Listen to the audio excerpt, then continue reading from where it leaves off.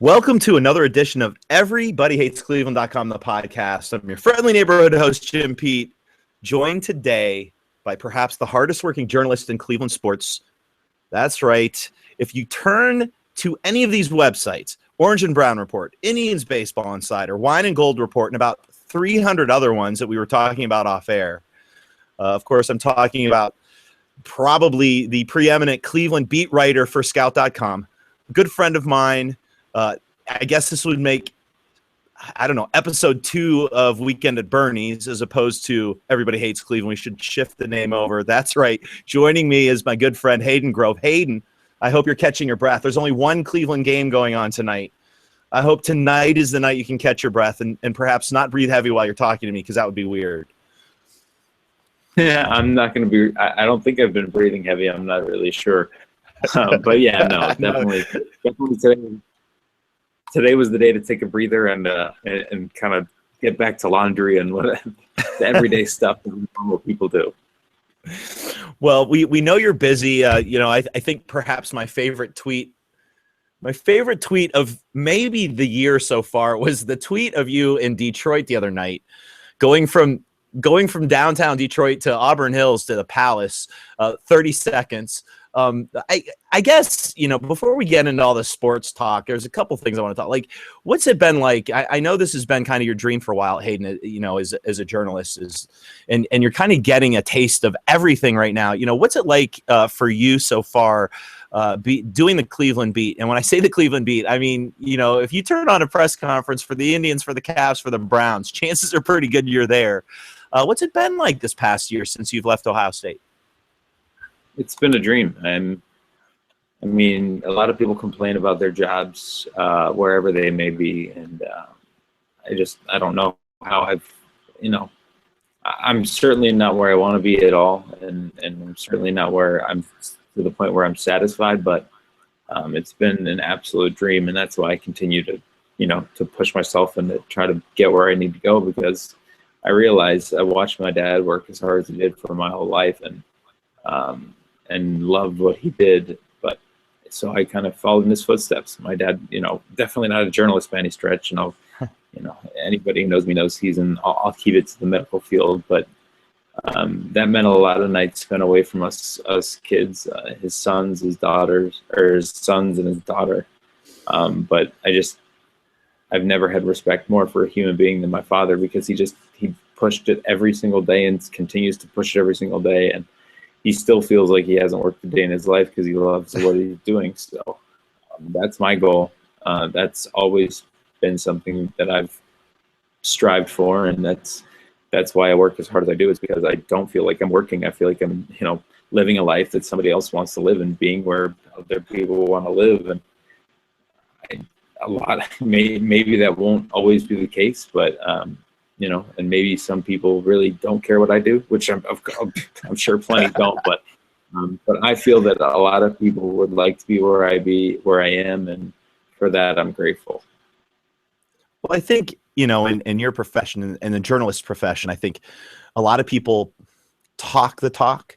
I think, I'm not, again, just being a guy who writes, and has been around the block, rare do you see someone in kind of, you come out of the journalist profession, in college, you come into this and right away you're sprinting, and you're not only sprinting to the baseball team, but where we met at IBI, but, covering everything at Scout.com. And certainly you are making avenues for yourself, and it's been a lot of fun to watch. So I do appreciate that story. That's a fantastic story. And I think, you're writing, Hayden, when you touch upon, your family, especially, and kind of those connections, it's a lot of fun to see that interweaved in your writing. So it's just been a lot of fun seeing your growth. So I just wanted to kind of reach out there and talk a little bit about that. But listen, okay, really, this is what I wanted to get to. And you mentioned it off air. You're in Cleveland the other night, and, 2.5 hour wait for Mabel's, Michael Simon's new barbecue joint. Sure. I mean, I know it's a sports podcast, but let's talk Mabel's, and maybe if you say good things, maybe you'll get a free meal out of this, maybe not, but I digress. Talk to me. What'd you get? how good was this place? You waited 2.5 hours and you were still raving about it. What'd you get? Tell me about it. Like Mabel's, come on. Sure, we'll do the whole story. So my dad was in town. He had a business meeting, I guess you could say, and I said, I said, where you, he said, where do you want to go to dinner? I said, well, we can go anywhere. No, where do you want to go? I said, all right, well, there's this new place called Mabel's that I've been waiting for a long time. I said, I want to try it out. I said, okay, we'll do it. So we pull up, and it's a Saturday night, so it's, I expect there to be I was expecting maybe an hour and a half. Thought we could get a drink, just talk for a while, and it turned out to be 2.5 hours. So I was like, oh my, all right. I said, okay, well, I mean, we can go somewhere else, we can do whatever. And he said, no, we can wait. So I said, okay, well, so what are we gonna do? He said, well, I don't know, we'll walk around a little bit. So we started walking, and we got to the Tower City, and all of a sudden I just had an idea. He, growing up, he always used to read me The Jungle Book. It was a book by Rudyard Kipling, kind of a nice story, and it was coming out in the theaters. I was like, Dad, we should go see The Jungle Book. Like, it would be the perfect way to pass time, be the perfect way to, just wait without waiting, really, do something else, and then we can go back to Mabel's. Honestly, I think that says it all. You're pondering a movie after putting your name in at Mabel's, and you actually have time to go see it. I think that. Yeah, we saw the movie. It was a wonderful movie. I think that was probably the second best part of the evening. And so we got to Mabel's, and we decided we sat at the bar to begin with, had a drink, and then we got to our table, and our table was in the middle of the restaurant, nice table, and we both looked at I looked at the menu a lot going in. I kind of knew what was on the menu, and he looked at it. So we kind of decided that we wanted to try some different things. So we tried, we did the brisket. It's like a half pound of brisket, really good. And we'll get into everything. I want to go through this because we really enjoyed it. We did the brisket. We did the dish is called This is Cleveland, and it's like kielbasa, pork ribs with like kraut and slice. It's excellent. And then we got sides of broccoli. I've seen pictures of that, and I wasn't intending on getting hungry at 10:30 at night while we're recording this, but man, oh man. Okay, keep going. Okay, so we got the This is Cleveland, and then we did then we got sides of the broccoli salad. We got a side of the beets, and we got a side of what? We got a side of the spätzle, I think. I think that's what it was. So the brisket was so good, just fall off. It was just melting your mouth good. The pork ribs were incredible. The sausage was really juicy, tender, well done. And then I think the best part was the barbecue sauce. Now, a lot of people think the barbecue sauce is, there's a big issue because it's only one barbecue sauce and it's made with Bourbon's Ballpark mustard. But some people want, sweet, and that's fine. But I really enjoyed the barbecue sauce. I thought it was incredible, paired well with everything. So I thought it was just a fantastic experience overall. Even though we had to wait 2.5 hours, it was really quick service. We were in and out of there in about an hour. Still had time to enjoy our meal and talk and enjoy the great food. I do have to be an objective journalist, so even though I'm not even reviewing or covering this, but we did get a banana pudding dessert, and it was very average, supremely average. So I would skip dessert and just fill up on the meat. Well, there you go. Well, see, and I think that's about like the best. You nail us with all the good stuff, and dessert. At least it was on your way out, right? Yeah. No, I didn't even want it. I would say, well, Dad, I'm not super big on pudding, and he said, well, we should try it. I was like, okay. So we tried it, and it was nothing you haven't tasted before if you've had banana pudding. I mean, I guess there's only so many ways you can make banana pudding, right? Right, exactly. Banana pudding. Michael Simon does all the hard stuff so well. It's just like something like that. It's like, okay. Was he there? Did you see him, Michael Simon? He was. Yeah, absolutely. So my family, my aunt and uncle actually have known Michael for a long time. Way before he got his big start in the business, he catered their wedding. Oh gosh! So yeah, He was there. Fantastic. I didn't say anything to him. He was there. I didn't say anything to him because he was working hard, but I have met him before quite a few times, and he's a great dude. Yeah, well, it's good to have a Cleveland native, being from the area. Mabel's has been on a topic of discussion for me and for you. Clearly, it's fantastic you got to go there. So you're recommending obviously Mabel's as a must stop dinner place if someone's stopping in Cleveland to see a game. Yes, but you have to figure out something to do in between the wait. That's the only thing. If you want to have drinks, have drinks. If you want to go. Well, it was a Saturday night, remember? So you could obviously go at other times, a little bit shorter. But well, I have to imagine. Hopefully, we got a busy summer. Next couple of months, especially with the Cavs, with the Indians, and God only knows what the Browns are going to be doing. But hopefully, we'll have a lot of summer activity, and I imagine it'll be busy as I'll get out. I can't wait to visit it myself the next couple weeks. We shall see. All right. So hey, let's get into sports. Now that I'm hungry, I want to get this over as fast as possible so I can go eat something. No, I'm just kidding. We got a lot to talk about. I want to start with the Indians only because it's kind of our bread and butter. It's how we met. I'm writing at IBI. And obviously the big news of the week, Carlos Carrasco goes down the other night, hurts his hamstring.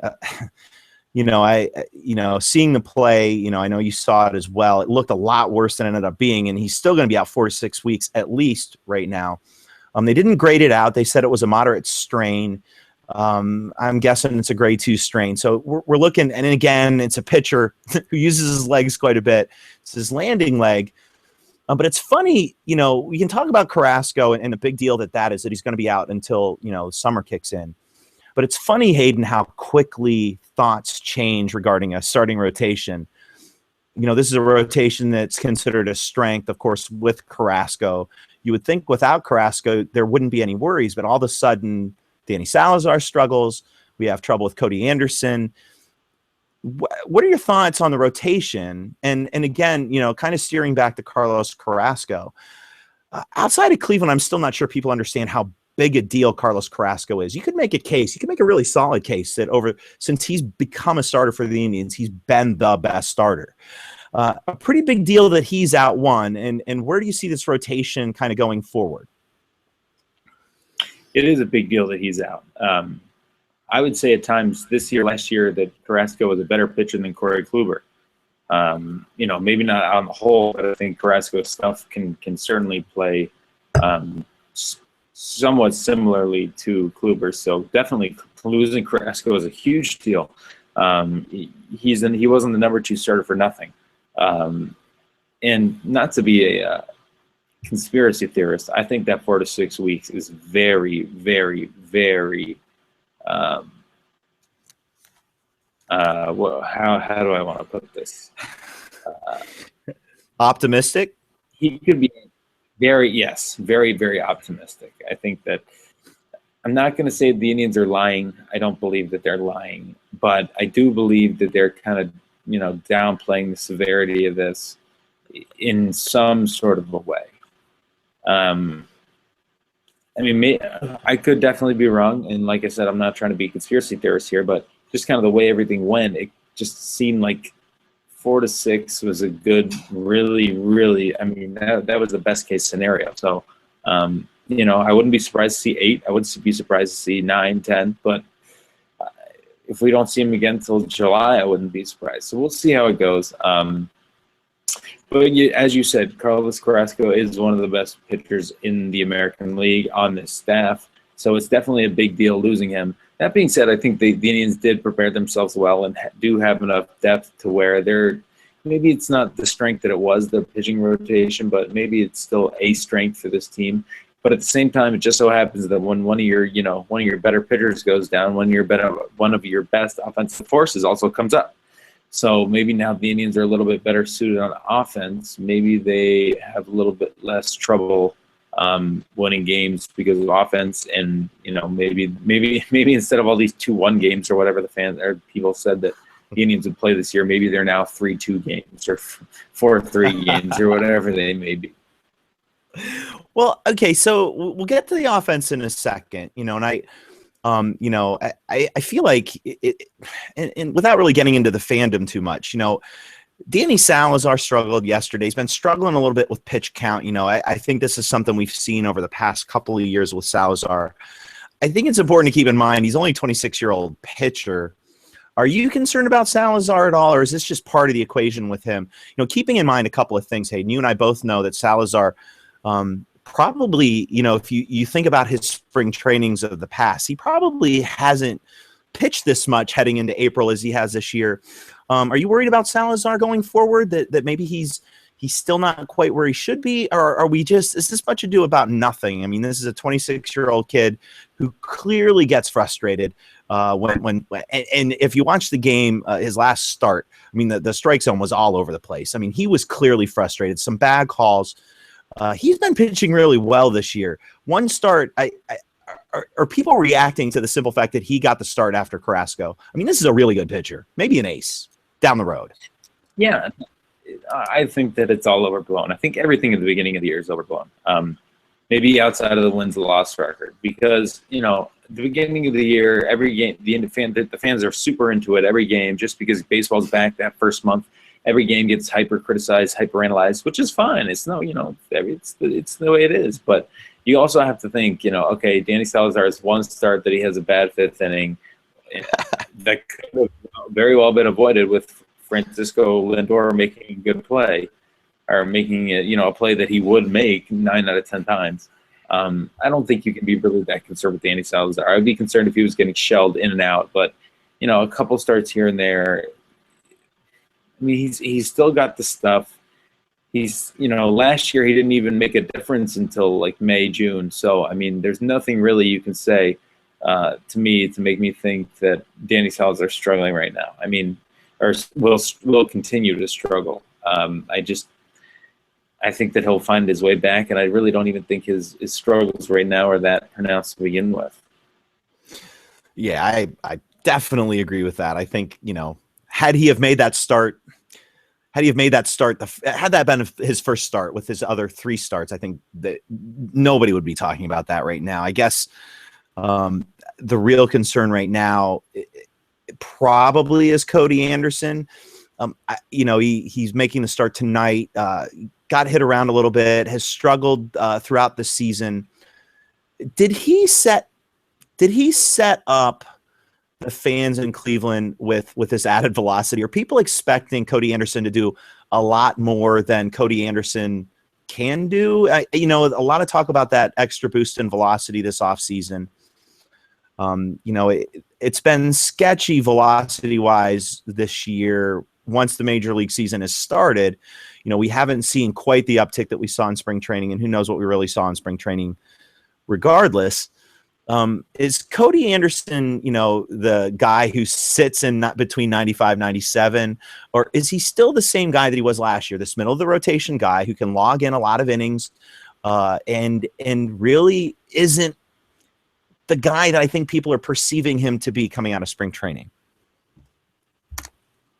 I think Cody Anderson is the guy that we saw in the beginning of last year. I mean, like you said, I think that he kind of set himself up for failure just because his first year was so good, and then he got even better during the offseason because just the way he looked. So fans are like, oh, my God, this really is going to be something in his second year when, again, he hasn't even had a full year under his belt. So this is his first full season. Coming out of the gate struggling a little bit.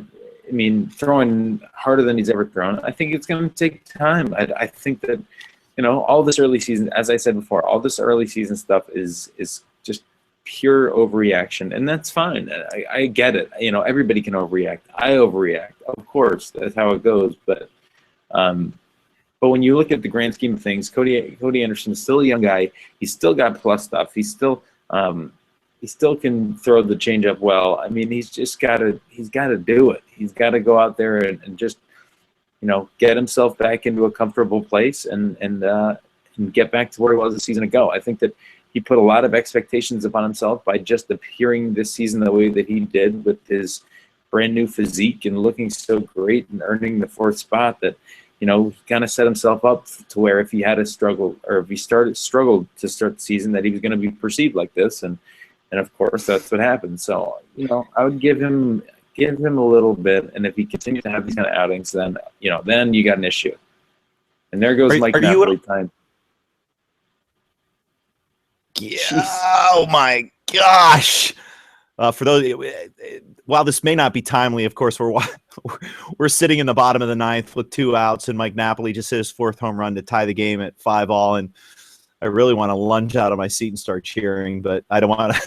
I feel like we're in the overreaction theater part of our conversation, Hayden. So I'm going to stay nice and calm. I'll wait till they win before that happens. But we'll get to Mike Napoli because obviously this offense is very interesting, and they're doing some things that we haven't seen in a few years.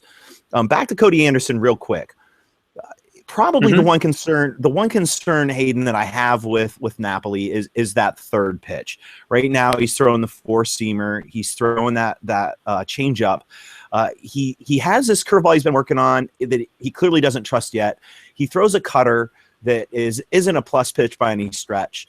Do you think that where, regardless of velocity, do you think that the real move for him will be once Mickey Callaway can get him to trust a third pitch? Do you think that's really going to be the difference maker, maybe long term, for Cody Anderson? In the same way that, for years we worried about McAllister coming up with a third pitch, he ultimately ends up in the pen. Whereas I think Cody Anderson, with a little bit more velocity as a starter, could that third pitch be the difference this year or maybe down the road? Yeah, I think the third pitch is going to be a difference, but certainly I think just the ability to get down in the zone is another difference. I mean, that's been Cody Anderson's struggle all along. That's what he worked on. That's why he's been so focused on limbering up, so he could be limber enough to get the ball down in the zone to where he's not stiff and leaving everything up. And I think you're kind of starting to see that he's leaving everything up again to start this season. So if he continues to leave everything up in the zone, that's going to be an issue. But I have again, it could just be a slight mechanical thing. It could just be, and if it's not, then that's where there's an issue. If it's because he's so limbered or because he's so built now that he can't get down the way he's supposed to, then that's an issue. But if he's just a little, if he's not trusting that third pitch, then I think you're right. Then I think that Mickey Callaway could make a huge difference in his abilities. So again, not worried about Cody Anderson. I think a third pitch would definitely do him some good, but overall, I think that Cody Anderson is going to be just fine. Trevor Bauer obviously stepping in to Carlos Carrasco's spot. What are your I think Trevor's actually in a very interesting spot of expectations. We talked about high expectations for Cody. Now we've got Trevor Bauer kind of, in the bullpen, was in the bullpen late last year. His expectations are a lot different than they've been in the past. It almost sets up for perhaps maybe an opportunity for him to come in without pressure. Do you think this could be a benefit to him? That's a phenomenal question. I mean, I really don't understand. I don't know what the fan perception. I really don't know what the fan perception of Trevor Bauer is. I honestly have no idea. I try to keep my pulse on what the fans think about some of these things, but with Trevor Bauer, I really have no sense of what they think. I personally think that it's all mental. I think it's all mental with Trevor. I think that he has all the stuff. I think that he has the ability to throw the stuff, but I just think it's the mental capacity. I think sometimes he just has too much or sometimes has too little, if that makes any sense, because he has so much, because he's so smart. He just doesn't have the capacity sometimes to listen to others when they're trying to help him. And I think that can be an issue. I think that's part of the reason he's in the bullpen to start the year is because, he just wasn't as receptive to certain comments as the Indians probably would have liked him to be. And they also felt that he's too good to just trade completely and release. So why not use him in the bullpen where he could, have multiple innings, be a guy that can get out righties and lefties, be a completely versatile weapon back there. But now that he's in the rotation, he's got to start. He's got to take advantage of this opportunity. You know, he can be as upset as he wants that he was put in the bullpen to start the year, but now he's in the rotation, and Carlos Carrasco is going to be out for a good amount of time. Trevor, if you ever want to make a difference and you want to be a starter for the rest of your career, what better time to do it than right now, right at this very moment, where you have an opportunity to show that you can, you know, get through the mental stuff, get through the being relegated to the bullpen to start the year, get through all of it, and still pitch well. Well, and I think, you know, when you go back to Carlos Carrasco, and I think, you know, Hayden, you and I are both kind of, you know, we really like these.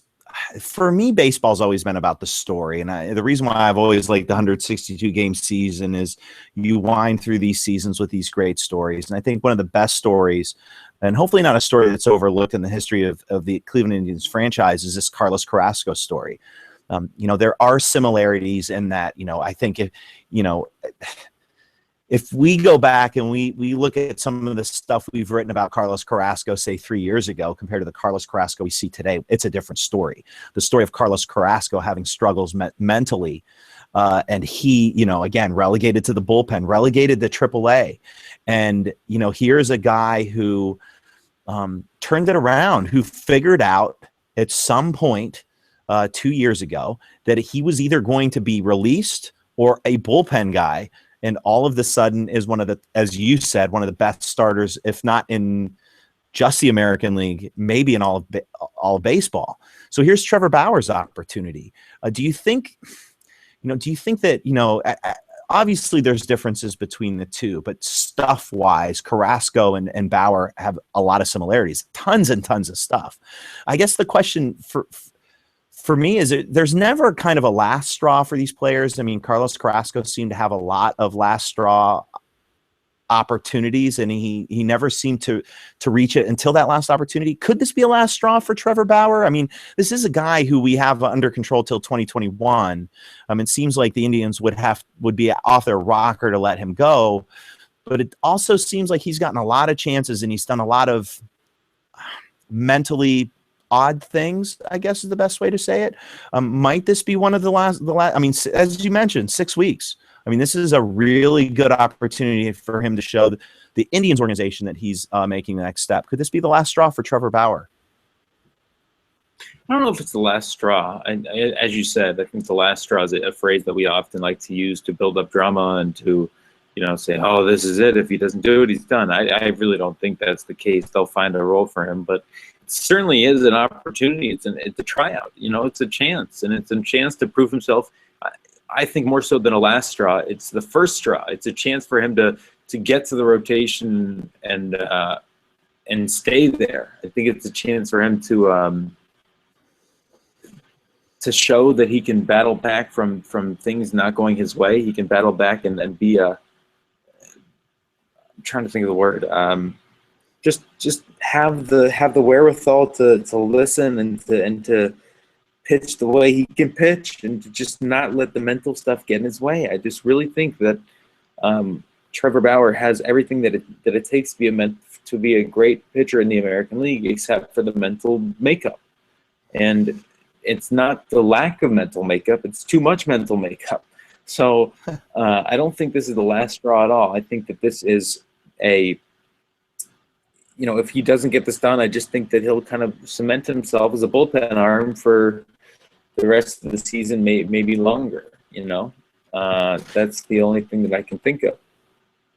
Well, the funny part of this, you know, is we and I hate talking about bullpens, and I don't want to do it, but I'm just going to say this one thing. And gosh, there's a small part of me, Hayden, and I know it's April, but there's a small part of me that wonders. He was out, by the way. There's a small part of me that wonders if the bullpen. He's leaving the bullpen. To me, that's a hole, and I don't know right now. It worries me. It concerns me. I mean, are you concerned about Bauer? I can't believe I'm saying this in April, but are you concerned about Bauer leaving this bullpen? Yeah, because who's your long man right now? Who's your guy that can pitch multiple innings? Ross Detweiler, they think can be that guy, but He hasn't shown me all that much. I mean, what happens if, I just don't see a long guy back there right now. And of course, but I do. Here's what I'll say. I do think that there's going to be a shake of the bullpen soon. I think Tommy Hunter will be back relatively quickly. He should be back maybe at the end of this weekend. So that'll definitely bring some sort of a bolster to that bullpen. As now they called him out. I think that Tommy Hunter will certainly cement some part of this bullpen, but I still think that Trevor Bauer, as Tito said, he's just a guy that you don't see every day. He can face righties and lefties. He can go multiple innings. He can be a weapon. He can be a short guy. He can be a long guy. He's anything that you want him to be, and I think that that's something that not a lot of teams have. So the Indians are certainly lucky to have him. But now, there's bigger fish to fry. If he can pitch 6 or 7 innings every game, then they're not going to worry about what he's doing in the bullpen. Yeah, well, and I guess we'll see. We'll see how it goes. I think the one thing that we have the ability to do, that the Cleveland Indians have the ability to do, is withstand this. I think they didn't trade any of their starters. Obviously, that's a good thing. The intriguing thing with this Indians rotation is the depth, and I think we'll see that play out over the coming weeks. Let's move away from that. One real quick thing here. Regardless of the outcome of this game, it's 5-5. The Indians are either at the end of this game going to be 10-8 or 9-9. And, I'm just going to throw some numbers, some real easy numbers for you, Hayden. 6-12, 8-10, 8-10. This is the Indians' record at the same time since Terry Francona has taken over. There is, of course, as always, and we've talked about it already, a lot of strife with the Cleveland fans out there, the Indians struggling to win consistently. However, they're going to be 500 or better at the end of this game tonight. This team seems different to me, Hayden. We see the Napoli home run tonight where he, top of the ninth, he hits that home run to tie the game. We've seen this already before this year, this team coming back late in games to score runs. While they're not like 5 or 6 games ahead of where they've been the past 3 years, this does seem to have a different feel to it, doesn't it? Yeah, it definitely does. Because I think, well, first of all, you come to this year without Michael Brantley, and you're thinking that's going to be a huge blow. But somehow they found a way to stay afloat. And I think that was the biggest thing this offseason, was to stay afloat when Michael Brantley was out. And if they couldn't do that, then they were going to be in trouble. But here we are, 9-9, 10-8, whatever the case might be, and Michael Brantley just joined the lineup again. So, I mean, you're looking at a team that did it essentially, with their best offensive player back in the fold, and it's going to take them a little bit, but they stayed afloat. They had, whatever happened the rest of April. I mean, unless they lose every game the rest of the way, I think you could say this was a pretty successful April for them. And wait, they have 5 games left. They're 9-9. The worst they could be is, that still wouldn't be a good April, but it would be, relatively they would have stayed afloat. So overall, this team, I don't know if it's different, but it definitely is. It has a different quality about it, especially with the way that they were able to patch things together. I think that was their plan. If they could patch things together for the first couple of months, they would get their regulars in there towards the end of the season, and then they'd go. And I think that that's the plan thus far, and I think it's far too early to make any far-reaching conclusions. But I think that they've done exactly what they wanted to do over the first couple of weeks, and we'll see if that remains true over the last week of April heading into May. Well, and I think, as we talk about this lineup, you mentioned the offense, and first of all, I think both of us and certainly most everybody said if we were 500 when Brantley comes back, that would be ideal. But looking at this lineup in comparison to lineups of years past, you've got, some interesting players, Napoli being one of them, a good defensive first baseman who obviously has got some pop with the bat, shows some clutch. He does strike out a lot, but he also walks a lot. We've got these interesting lineups. You've got Carlos Santana leading off tonight. Some interesting players like Uribe, who came through tonight. He's been struggling this year, but you hear about the exit velocity, and obviously this is a guy who knows how to play fairly decent defensively.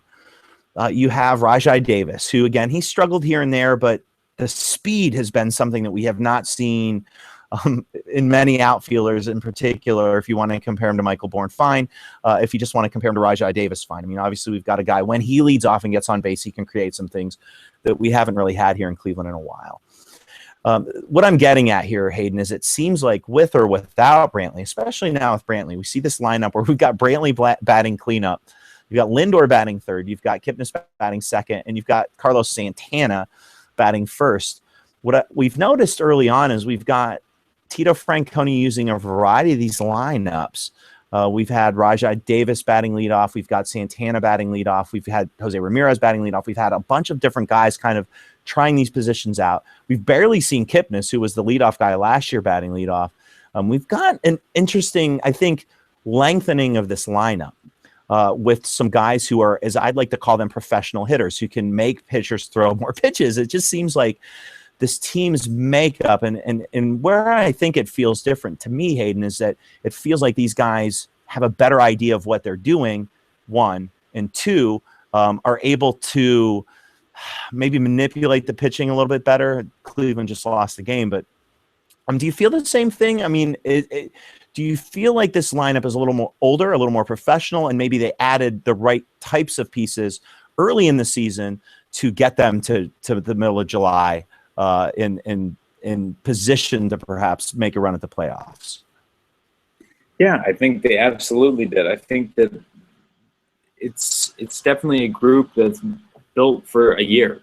It's not built for the long term. It's not built for the future per se, but it's definitely built for this year. And I think it's built for the start of this year. If they can get production from guys like Uribe and guys like Rajai Davis and guys like, they built this team for this year to compete. And certainly I think that they can do so. They can certainly do so if they have a decent start and like you said, get to where they need to go and where they need to be in July. So just in general, this team, it is different because you don't see, I don't think there's like a massive hole. I don't think there's like a massive strength, especially on offense. The strength of the team is probably the pitching staff, but I just don't see I just see a solid lineup that is going to either get them through or it's not going to get them through. And I would assume that more often than not throughout this year that it will get them through. Now tonight it didn't get them through. Obviously, they had chances and they didn't do it. But in general, it's done a good job thus far, and I think it will only continue to do so. Go ahead. I know you're motioning there. Oh no, they scored 5 runs tonight. I mean, at the end of the day, I think the one difference in this team is there's never, like you mentioned, last year we were dealing with, Michael Bourne in the lineup leading off in April. And, again, you talk about having holes in the lineup. And again, this is no rip on Michael Bourne. It's just, we talked about this last year. We had 2 or 3 holes in the offense. That definitively is not the case. I mean, every guy who walks up there, when you have a Uribe batting 8th or batting 7th, I think the difference in the makeup of this team is that at any point someone can do something like the Napoli home run. 10 strikeouts over the weekend in the Detroit series. He hits the big hit today. I think that to me is the big difference with this team. You add Brantley to that, a hot Brantley, and maybe get Chisenhall right, or maybe. I guess for me, if there's a hole in the lineup, and it's too early to tell, Chisenhall just coming off the DL, he may be the guy, but you've got Marlon Byrd on this incredibly crazy good deal to take his place if you need to. So, I mean, if there's a move, do you see that potentially being it? I mean, we've got a move that's going to have to come up at some point. What move are they going to make? Hayden, what do you speculate? I mean, is it going to be, Naquin going down? He played great tonight, couple good hits. Is it Naquin, our one true center fielder, or are they going to do something maybe a little more radical? And might we see a Chisenhall move? Might we see them release Bird, which seems crazy to me? Are you talking about when Carrasco gets back, or when Hunter gets up, or are we talking long term? Yeah. Yeah, well, I'm talking about, in the next 2.5 weeks, you're going to see Bauer move into the lineup where they don't really have to make a move. But I think when Hunter comes up, we start getting into that equation where do the Indians, keep that 8-man pen and ultimately have to make a move in the outfield to get rid of one of the 6 guys that they have out there? Or do they stick with the 6 guys they have out there because they just don't really want to get rid of any of them? Because there really isn't an obvious guy right now. I mean, you don't get rid of Chisenhall because obviously they have control. He's only $3 million, and he's a guy that you've put a lot of investment into. They get Bird on the cheap. They've obviously paid $4 to $6 million for Rajai Davis. Can't remember the deal off the top of my head. Obviously Brantley's not going anywhere. Naquin's the one guy that goes down, but he's our only true center fielder. So the question is, do they keep those 6 guys, or ultimately do they go back to the 8-man pen and move Naquin down? Or might, mid-May we see them give up on Chisenhall, or might they, get rid of Bird before that 45 days and that $2.5 million click in? What are your thoughts on that, or is it too early to even speculate? No, I don't think it's too early to speculate. I think that, in my opinion, if Tyler Naquin continues to play the way that he did today, I think he had, a double and a single or 2 doubles or whatever. If he continues to hit the ball well and hit major league pitching well and prove that he's a commodity in the outfield and can make his way on base paths, I don't think that there's any way you can get him off this roster. Now, if he was struggling considerably and you're really thinking, he's got potential, we see it, but it's an obvious move. I would say the 8-man rotation goes for, or 8-man bullpen goes first. I just don't think there's all that much room for 8 guys in a rotation at this point, or in the bullpen at this point, especially if the rotation is supposed to be your strength. If the rotation is supposed to be your strength, you have 5 good starters, and I know that that's changed now with Carrasco, but you still feel like you have 5 solid starters. You go out there, you would go with the 7-man bullpen, you should be able to get the job done. Of course, we've seen Tito go with the bullpen many times before, and he certainly could go with the bullpen again. But if it were me, I'd say and Tyler Naquin could struggle. He could drop off very quickly, and when he does, he likely will be the odd man out. But until that time comes, I just don't see where you can, get him off the field or off the roster in any way. Yeah, well, what a story Naquin is. He hot spring. A lot of people didn't think he would make the trip up here to Cleveland. He does make the trip, and he is, I think the big knock has been he's not gotten a lot of time to play. But boy, I mean, are you surprised at all by every time he's in the game, he's been making something happen? Are you surprised that Naquin, with the moderate inactivity that he's had up here with the big league club, are you surprised that he's able to do what he's done? I actually am. Surprised that he's been able to do what he's done. I don't know if it was last year or maybe the year before, with Frazier and Zimmer coming up. I said, man, Tyler Naquin's going to be the odd man out. He's not going to find a way up in Cleveland. He's not going to be able to stick. And sure enough, here he is playing well and proving everyone wrong. So, of course, injuries were such a big issue with him, with the concussions and whatnot. And just the way in which he played, it just made it so tough to see, man, is this kid ever going to stay healthy? Well, here he is. He's healthy, had a healthy spring training. He's been healthy. He's been productive. And now it seems like he actually might have a spot in the Indians outfield for quite a while to come. So, good on him for proving the Indians, or proving fans and media and analysts alike wrong in that he can do this, because I certainly didn't see it. And maybe that just proves to my iniquity as a reporter. But, I didn't see him make this big of an impact for as long as he, has, even though we're just 3 months into the season. Yeah, well, it's early. We shall see. I do love stories like that. Yeah, I mean, we'll see. I just don't see the 6 outfielders. Chisenhall concerns me. I don't want to get into that though. Let's back away a little bit.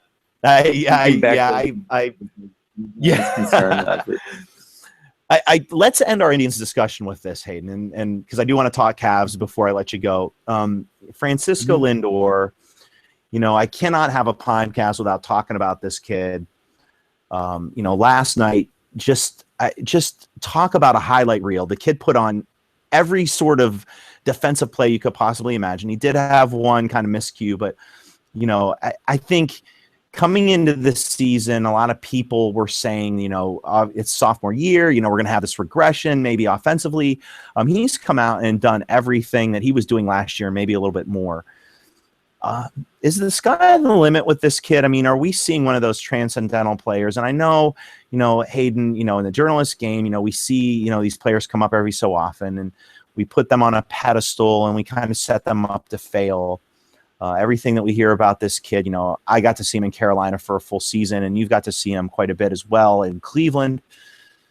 Are we setting this kid up to fail, or is he just that kid who has the immeasurables that carry him to heights that you just can't predict? I mean, I hate sounding so cliched, and I do. I've been writing for a long time. I don't want to be that guy, but being a guy who's covered the minor leagues for as long as I haven't seen many guys like Francisco Lindor. You've seen him at the major league level. You've written some incredible pieces about him and how he relates to the current Indians team and a lot of the Hispanic players. Is this a kid who is going to continue to get better? I mean, I kind of serve that one up to you. I mean, I kind of know where you're going to go with this. Yeah, but you gave me a fastball. The whole offseason I was asked, there's no way Francisco Lindor, I mean, what do you think? Like, can he do this again? Is he going to do this again? There's no way he can hit 330 right now. It's like, no, like this is not, you got to temper expectations, as good as he is, I don't know if he's, to where he's hitting 330. I mean, defensively, he's as good as it gets, but offensively, temper your expectations. Well, here we are, and he just seems to be the same offensive player that he was a season ago. Maybe even better, maybe even more professional, more selective. Defensively, he's gotten better somehow. I thought that he couldn't get better a year ago. Well, he's certainly proved that wrong. Now making like back-to-back highlight plays every inning, and somehow he's gotten more mature. I didn't think it was possible for him to get more mature in an offseason, but sure enough, here we are, and he's more mature. So somehow, Francisco Lindor, who defied every thought that I ever had about prospects last year, is doing so again at the start of his second year. The whole offseason I said, man, he might hit 260. Just be ready for a 200 start, and then for him to finish up around 250, 260. And that he still could end up at 250, 260, but it just seems like he's certainly not on that track. It seems like his defense is as good as we've seen in a long, long time. Is he the leader of the team? No. Nope. Because it's not because he can't be. It's because there's no leader. I truly don't believe there's a leader. I don't believe there's one guy that's, says, hey. And if there is, it's in the manager's office. I actually talked to Marlon Byrd about that. I said, Marlon, what do you think about leadership? And he said, well, if you don't think leadership's important, you're silly. And I said, okay, well, why? Well, because, leaders, every team has to have a leader. And in this team, that leader is in the clubhouse or is in the manager's office. And I said, okay. I get it. Because he was telling me, he said, well, this team doesn't really have a guy that you can go to and say, put the team on your back. Don't go to, you're not going to go to Michael Brantley and say, put the team on your back. But it has guys it has a significant amount of guys that you can count on, and Lindor is one of those guys. You got Lindor, Kipnis, Brantley, Gomes. These are all guys in the offense that you can count on. Napoli, just to go up there and give you a professional bat and say what needs to be said and all this stuff. But I think the overarching ruler of those guys is Frank Kona, and he serves as the leader of the team, and he does so by allowing them to have those roles and not, being an over-the-top guy and not being too tough in terms of, the way that he wants things done. I think it's actually, if I was to grade the Indians' chemistry, I'd say it's probably in the 90s because they really seem to be a much better unit this year. Well, so here's what's funny. The last time we talked was right after the players' meeting last year, and we talked about this very same topic. And in that conversation, we talked about not having a leader as a detriment. Do you think that, the interesting part of this is, we just talked about the team not having that hole in the offense. Do you think that maybe when you look at this 25-man active roster, and you even go deeper than that, and you look at some of the guys that they can bring up, and it's already happened as a matter of fact. When we bring up Chisenhall, you bring up Brantley, and all of a sudden it feels like we have this incredible depth. The fact that maybe talent level has raised but simply by getting rid of a few guys and having some of the natural talent kind of seep in, then going out and getting your Marlon Byrd, which was a gift. And I have a question about him in a second, but is that the difference, Hayden? We're having the same conversation. We've kind of flipped the coin. We were kind of ripping on Francona last year. He's the leader. What's he doing? Why isn't this team getting better?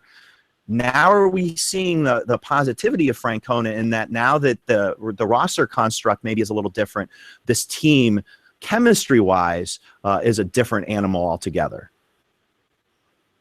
Yeah, I think this was the perfect unit for Francona to manage. It's filled with veterans, but it still has its young pieces.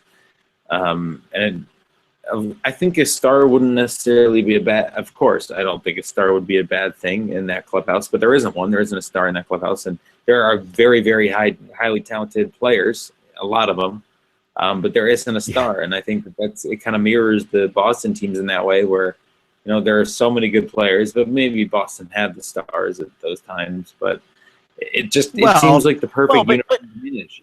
To be fair, those Boston teams had a lot more money. I mean, they had the money to pay Manny Ramirez. I mean, let's not forget he's making $170 million. David Ortiz in the middle of that lineup. So that's the difference. I mean, you mentioned the similarity. I mean, is this kind of a poor man's 2007 Boston team? Well, I guess, yeah. I guess a very poor man's 2007 Boston team, because I guess when I say stars, I just mean ego. I don't mean like superstars. You know what I mean? Like, I just mean the ego. Sure. There's no ego in the Indians clubhouse. There's maybe in the Boston clubhouse there was ego, but it was balanced out by more ego. You know what I mean? There you got Manny Ramirez who had an ego, and guess what? David Ortiz had an ego too. It just seemed all equal out, and this team doesn't have ego, and it doesn't. It balances out by having no. Everybody just balances out because they have no ego. So I think it's a perfect group for him to manage. I think it's a group filled with veterans who are in their prime, or young guys who are in their prime, veterans who have been there, and young guys who are just learning. I think it's the perfect group for Francona, where he doesn't have to play the role of guidance counselor and make sure that everybody's lying in step, and instead can sit back and focus on roster construct and other lineups and things like that, where he doesn't have to police the way in which these guys behave. Yeah, well, the great thing about that 07 Boston team, we've already talked about professional hitters. I can't get that lineup out of my head. They killed us when we were up 3-1. And the other thing that was interesting about that lineup, veteran presence, and who did they have kind of as the backbone of that team, kind of out of nowhere? Rookie Dustin Pedroia, and of course Jacoby Ellsbury played a big part of that team too. It does seem there are similarities. We'll see how it plays out as the year progresses. But I do want to talk a little bit of Cavs here, Hayden, just a little bit. We got almost a week to go before the round 2 starts up. The Cavs get an interesting break, and I want to get into that break in a second, but. There are a lot of takeaways in that opening series. There were some similarities to this series and the Boston series last year, especially the team that we played. Scrappy Pistons team loaded with some talent that, quite honestly, scares me a little bit down the road. What interested me the most is that it seemed like the wing players were able to put pressure on Kyrie Irving and LeBron, but they were able to kind of work around that. It almost forced them to play really good basketball. And I mean, this is the Cavs, this is LeBron, this is Kyrie, this is Kevin Love. I think we all knew they were going to play well in the playoffs. But the big three really came through. Kevin Love struggled here and there, but he was a rebounding machine. Tristan Thompson was the glue that we all thought he was. J.R. Smith was bearing threes. Kyrie Irving came through and hit some big threes in game 3, and then hit that big three-pointer in game 4. You were there. Is this the natural progression of this team, or are you even surprised about how well they played against Detroit? And as they go forward, are they going to continue to progress, or is this the team that we have? for better or for worse. And when I say for better or for worse, come on, it's LeBron. I mean, I think we know where we're going here, but did we get the best case scenario in that Detroit series? They played really well. They did play really well, but no, you definitely did not get the best case scenario. Remember, I mean, this team, Detroit was good, but if that's the best they're going to play, they're going to have problems when it comes to, I mean, maybe not in the East, but they're going to have problems when it comes to guys like, or teams like, the Spurs and the Warriors. And of course they could, but I think they did really play well, but I think you're going to have to see a next level concentration and next level effort. And again, it's going to have to be every round. I think that they took some great things from that first series. That, they really got the big three involved, and that's going to be key in going into the next round to have those three playing well together. I'm not going to say that that's the best they can. It's definitely not the best they can play, but I think you're right. I don't think there's that much farther to go. I mean, if they continue to get those kind of efforts from those kind of guys, it seemed like every night there was a different guy. I mean, Kyrie Irving kind of seemed to be the constant on offense, but every night they get different guys showed up, whether it be Kevin Love, whether it be J.R. Smith, whether it be even Delly had some good offensive nights. The thing about Detroit was they just posed such a problem for the Cavaliers with those, as you said, with those two forwards. But the Cavs also caused a huge problem with Detroit because they played Kevin Love at the 4 and Tristan Thompson at the 5, and Drummond couldn't, be the impact that he's always been, or have the impact that he's always had. So it's going to be really interesting to see what the Cavs do from here on out. Of course, we don't know their opponents, so it's kind of hard to say. But I mean, I was just really impressed with the way they played on the court. I was impressed with the way that they handled each other after every game. We've heard all these reports of drama and of Kevin Love and Kyrie Irving, LeBron James not being, their best buds, but that's not how it seemed. It seemed that they were way more comfortable this round than they've ever been. And we've never seen them together in a second round series. So if that only becomes more so, good luck to the rest of the Eastern Conference, and then we'll see what happens in the NBA Final. Yeah, well, I'm intrigued in many ways with LeBron James. I mean, obviously, best player in the league. You can have your Currys. I'll take my LeBrons any day of the week. But I'm curious with I don't really know. You're in the media and you've been around this team all year, and last year as well. I'm intrigued with how he handles the media and how he handles what he wants people to see. Do you see this, Hayden? This, as you see this relationship sort of blossom, and you saw it at the end of Game 3, and clearly, they were sitting at the podium together, and the whole, fixing. There just seems to be a manipulation going on here. I mean, these guys are obviously fairly comfortable with each other. Is this LeBron manipulating the media? I mean, I just can't. All year long, I've been scratching my head. They get beat by 31 one day, and I'm thinking, what's going on? And it just seems to me like, I don't know, like how much manipulation is LeBron James doing here? With his postgame or with anything. I mean, this team makes no sense to me. I mean, they're great. They're a great team. How does that make sense? This up and this down and this up and this down. I mean, is this chill mode and now they're going all out? Is that what we're dealing with here? Yep. 100%.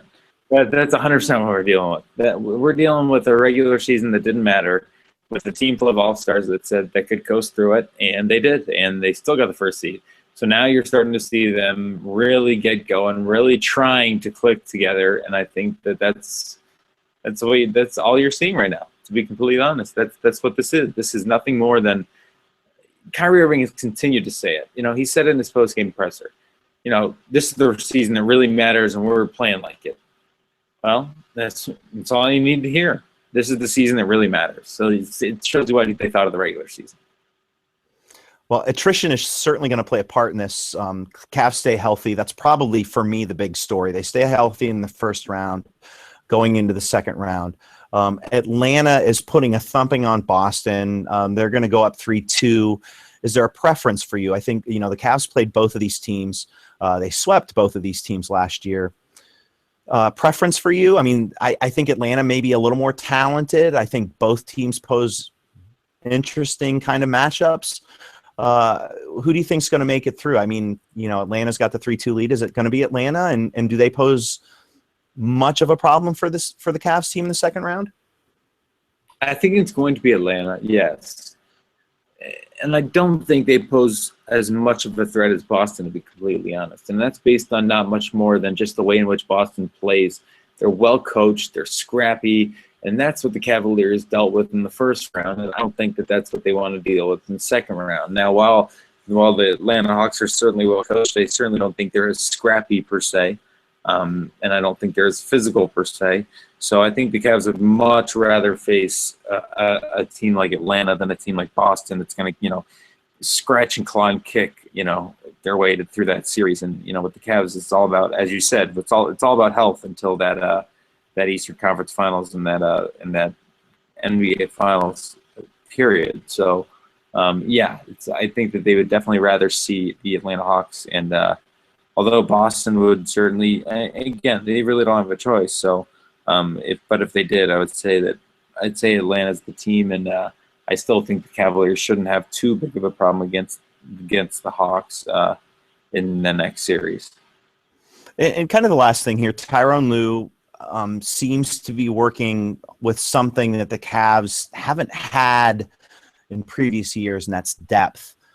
Might the depth of this team, they used Richard Jefferson quite a bit, maybe more than I thought.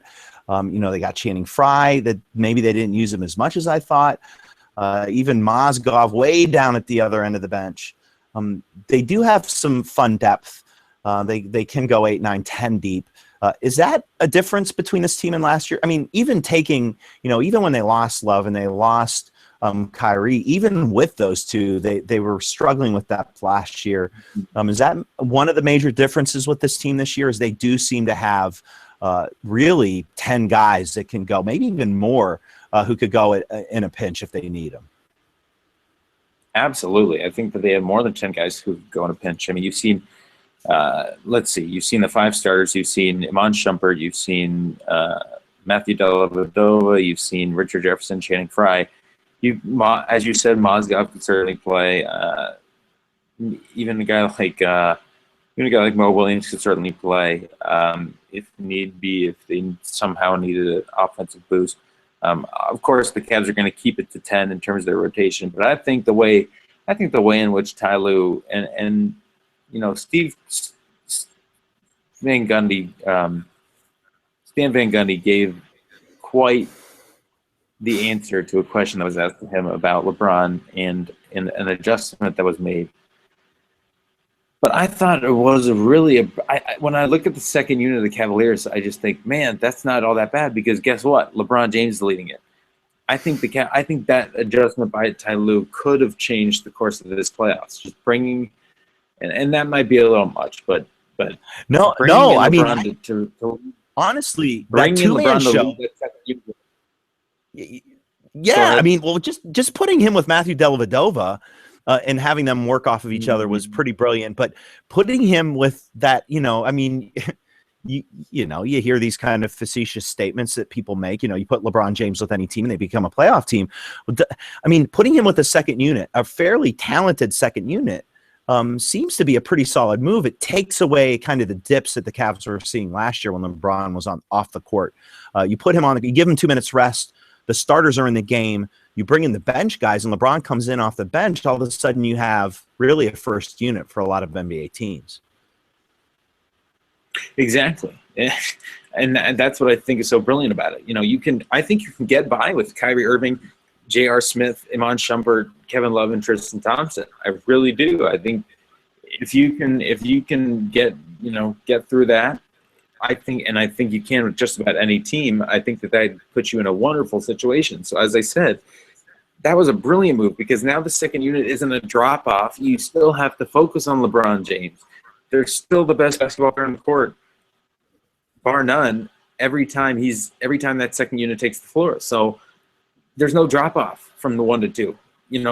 There's a drop off from 1A to 1B, but there's no drop off from 1B to 2A, in my opinion. I think they're probably, okay, if there is a drop off, it's not all that much, because guess what? You still got the best player in the world on your side. So, as I said, that move might get overlooked because of the way Stan Van Gundy said, oh, well, anytime you bring LeBron in, that's going to be an advantage. Well, yeah, of course, but the way in which it makes that second unit look is just so much better than they would have before. So I think that move by Ty Lue might have earned him a lot of credit in my own mind. Well, I want to wrap this up. We'll come back. Maybe I'll bring. I really want to have you back in a week or two, Hayden, talking maybe specific to the Cavs, because I do want to talk a little bit of Tyronn Lue. We don't have a lot of time, so I'm going to end it there with regards to the Cavs. But I'm starting to see some tangible differences with Tyronn Lue. And just kind of to wrap up the Cavs talk, and I'm only going to ask you one Browns question, I promise. You've been with this team all year. How big a difference is there today with Tyronn Lue as a head coach of the Cavaliers as, say, 6 months ago when David Blatt was the head coach? How big of a difference are you seeing in that locker room? Well, first of all, I just want to say this Cavaliers team fascinates me, and I'll talk about them all day. I think it's the most, of all the groups I've been around, I think they have 2015 or whatever, was it 14? 2014?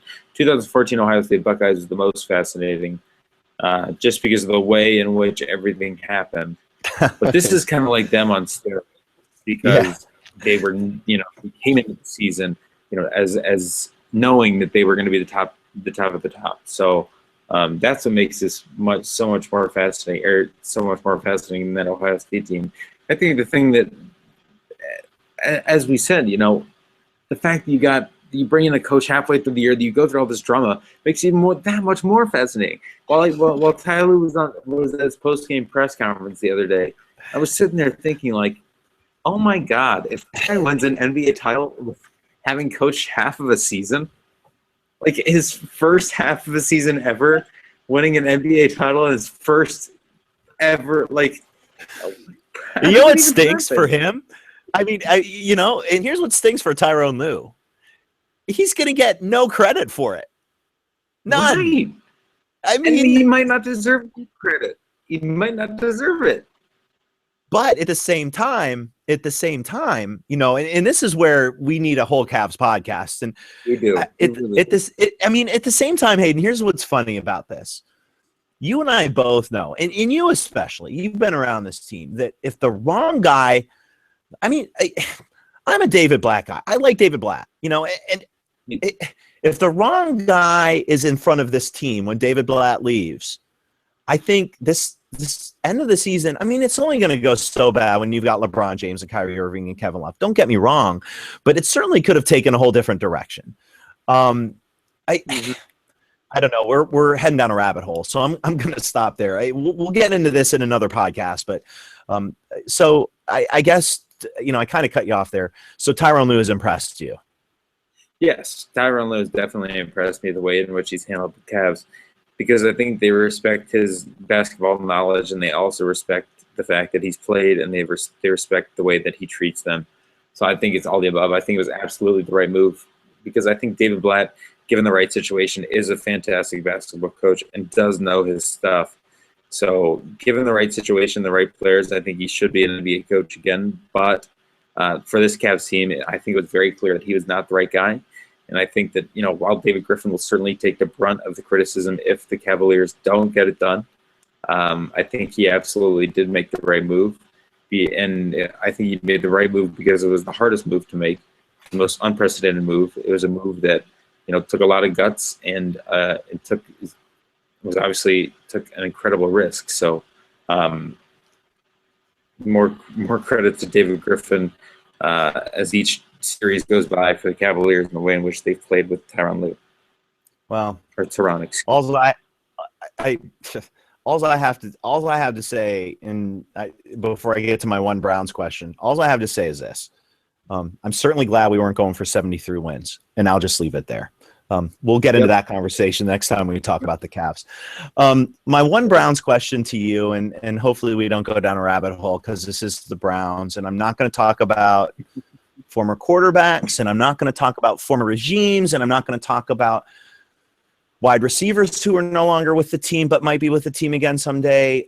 All I want to ask you is this. Boy, like 3 questions pop into my head, Hayden, so I'm going to try to ask the right one. Okay, I think I've got it. And I'm going to have to give some background, so I may cheat with this question. But go ahead. So since the season has started, and I'll say that the season started at the tail end of last year, and I'm going to leave players out of this. We've seen a front office shift where, we've got a bunch of new faces, some odd faces, some faces from baseball, some young minds. We've got obviously an analytical staff. They've made mistakes. We still got this crazy owner so I'm going down this rabbit hole, I know, but hear me out. Do you think, and this is not going to be a draft question, do you think that once this organization as it currently is constructed gets past the dirt of the previous organizations, I guess, I don't even know how to encapsulate it.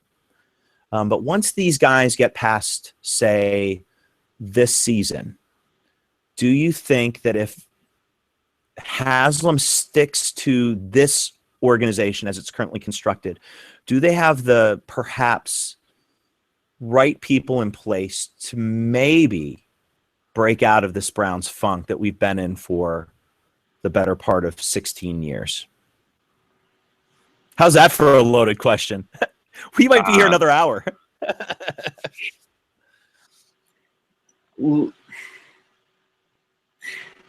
Okay, hold on. This year is going to be a difficult one.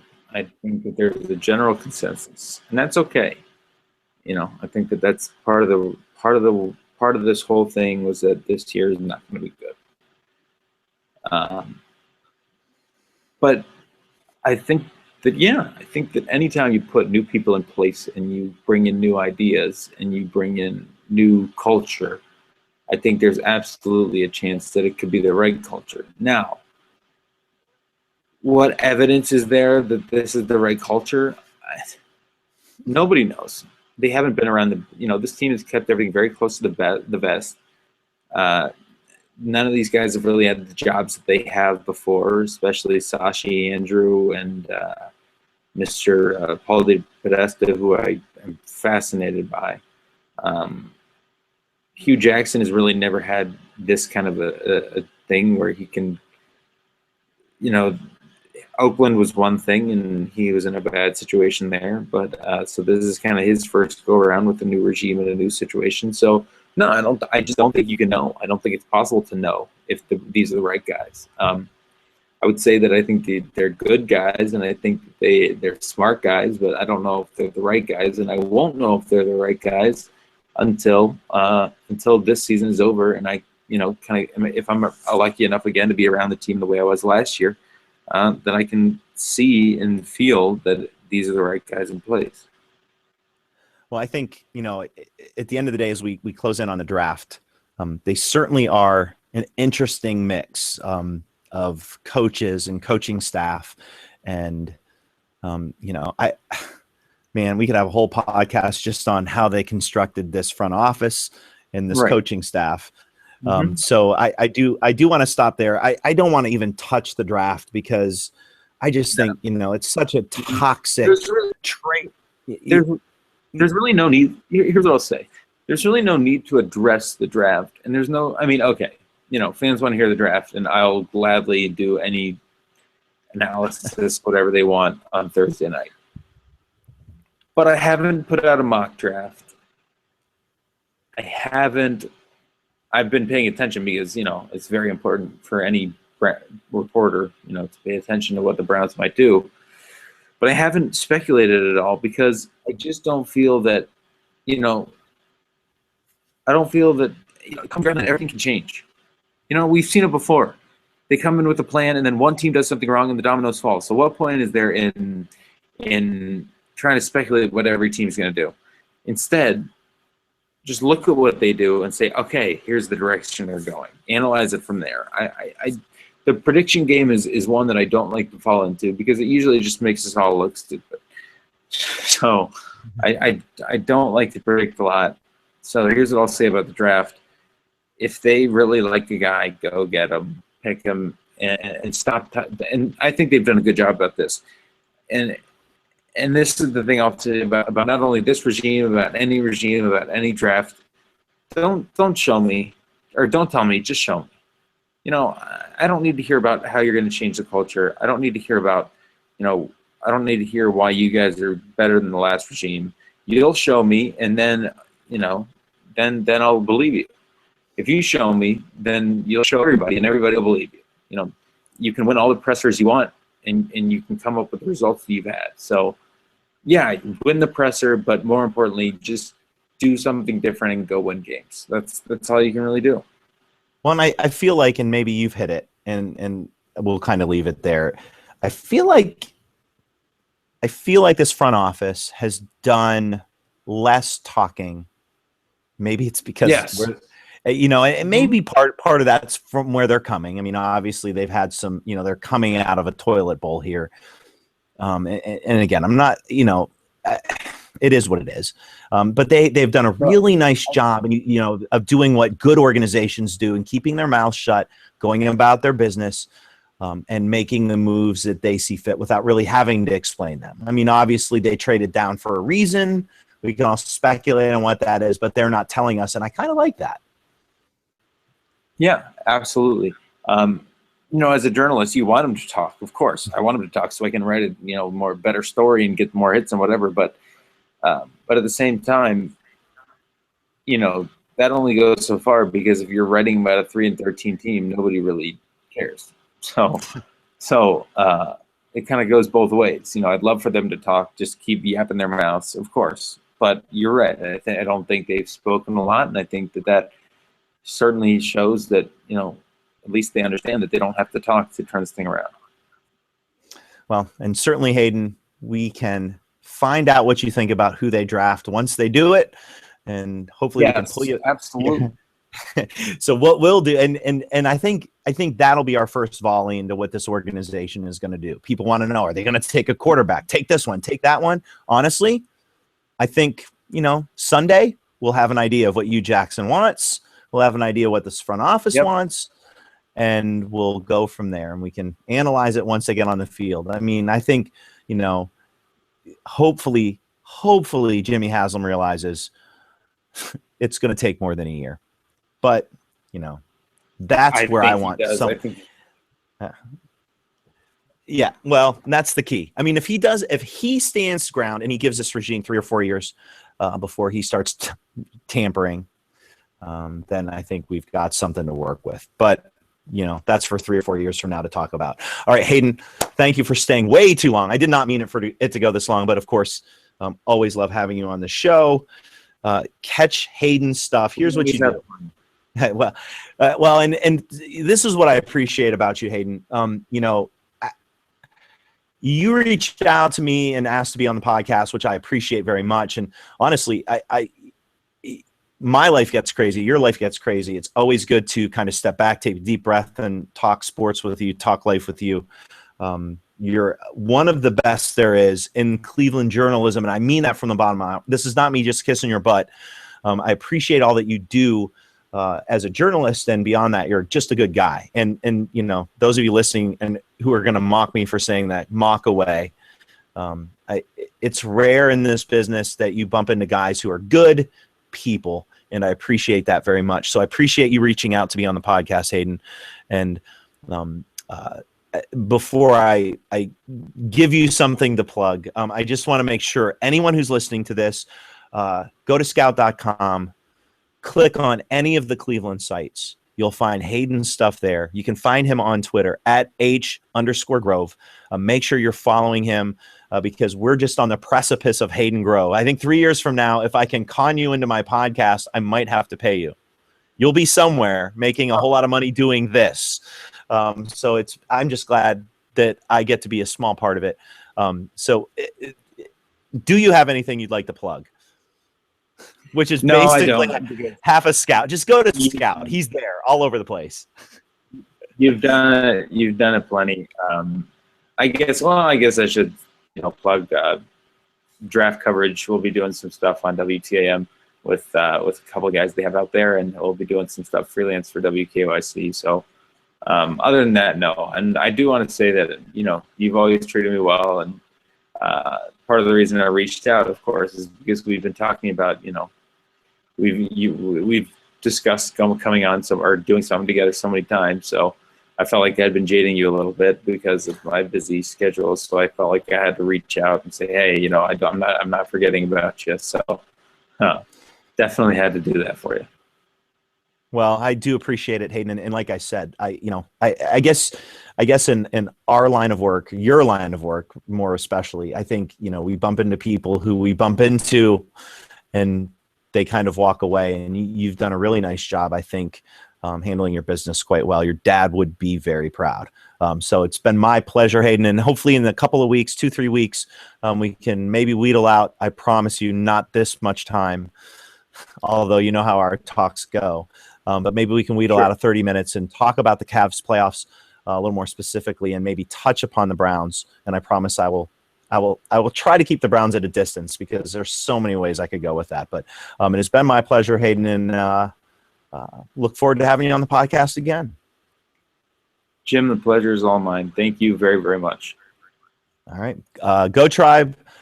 Check us out at everybodyhatescleveland.com. Check Hayden out at scout.com. Again, 3 websites you can find him, plus TAM, plus everywhere. But the 3 websites at Scout: Orange and Brown Report, Indians Baseball Insider, of course, and Wine and Gold Report, where you can follow all of his work. And then, turn on a radio somewhere, turn on a podcast somewhere. He'll likely be there. The hardest working journalist in Cleveland sports, Hayden Grove. Thanks for joining me, Hayden. Thank you. Thank you, Jim.